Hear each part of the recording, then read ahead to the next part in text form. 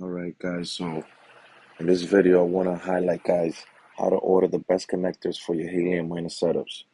Now I am looking to buy a right angle connection for one of these little setups that I got going on.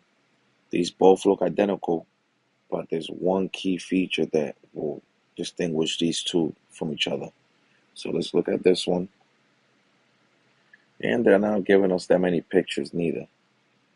Okay, that's that one. And here's this one. So you see them numbers right there, 7, 4, 8, whatever else is there. This has a serial number. This is a better quality part right here. So if I was to make a purchase, I will go with this one that has a serial number versus one like this that has nothing, no engravings, no markings, no nothing. This is cheaper quality.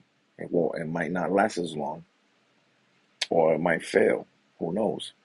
But when it comes to this helium mining, you want to invest for the longevity, not to have breakdowns and up downs. Well, ups is always good, but no breakdowns. But anyways, like and subscribe to the channel. Hope you guys learned something new, and stay tuned. More to come.